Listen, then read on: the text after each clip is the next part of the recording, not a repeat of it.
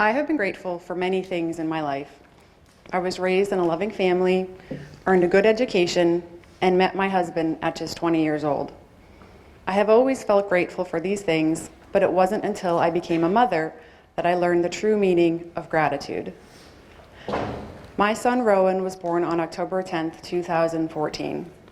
I had a spectacular all-natural birth, 10 fingers, 10 toes, pink and crying. We were overjoyed. Within a few hours of his birth, however, he was diagnosed with a congenital heart defect and whisked off to the cardiac intensive care unit at Children's Hospital of Pittsburgh. We spent the first 5 weeks of his life in the hospital, where he had open heart surgery at 6 days old, came out on life support, received a pacemaker, and finally came home. We were all a bit worse for wear, but his heart was fixed. My mom, who had spent the past month with us, went back to her home in New Hampshire. We spent one glorious sleep-deprived month at home before a sweaty gray episode landed us in Children's ER. We were readmitted to the CICU. Within a day, Rowan was back in the OR having surgery. My mom flew back to Pittsburgh as soon as I called. We spent Rowan's first Christmas in the CICU. His recovery was slow but steady, and we began to think about going home again. Then he had a setback, and then another, and then another. Finally, after several ups and downs, his heart damage was deemed irreparable, and he was listed for a heart transplant. My mom went home for a few days to quit her job, gather her things, and give my dad a kiss. She returned to Pittsburgh indefinitely to support us for whatever would happen next. Every day we hoped Rowan would feel okay, get a little better, get a little stronger, and smile. And in the back of our minds, we knew that the gift we were waiting for to end our nightmare would begin a nightmare for another family. How could we wait for that day?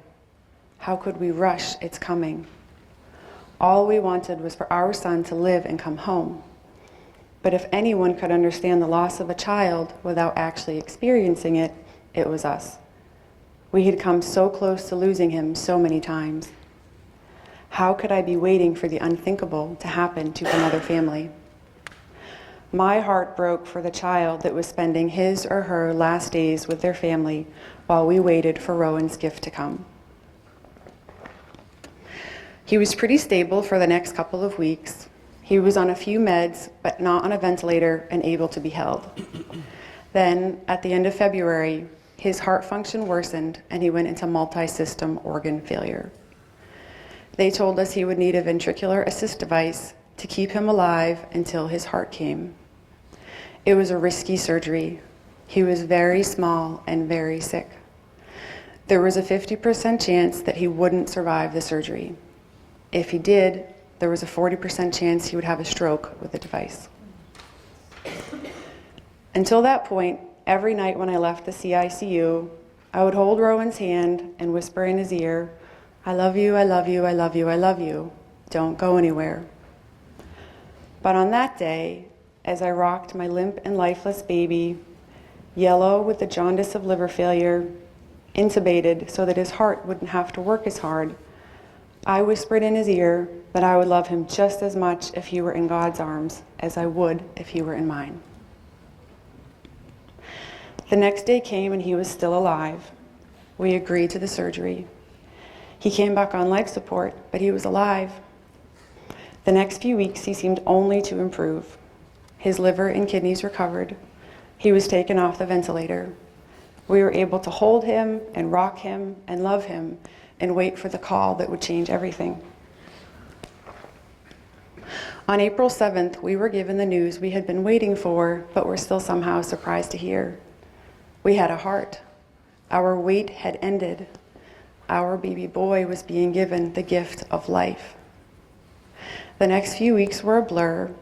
After spending 6 months in the hospital, our son came home only 3 weeks after his heart transplant. He came home on 17 meds and with a feeding tube. Today, he is a thriving 18-month-old with 4 meds, no feeding tube, and a taste for chili and chocolate. He walks, crawls, babbles, and snuggles close for nap time. He is a vibrant, happy, healthy child. Every day we are filled with gratitude for the physicians and nurses who never gave up hope, for my mom who gave up her own life to keep me sane, tell me to take bathroom breaks, and who spent countless hours at my son's bedside so that my husband and I could go home. For our friends and family that delivered groceries, brought meals, called, texted, cried, and prayed. They held us up in our darkest hours. And every day we are filled with gratitude for a family that we've never met. They gave our son the gift of life. I can't imagine the pain they were going through in that moment. I can't imagine the strength it took to say, yes, we will donate. Their yes saved not only my son's life, but it saved mine, my husband's, all of our family and friends. We think about our donor family every single day. We are grateful for their bravery every single day. There is no way to repay such kindness. There are no words to express how deeply grateful we are.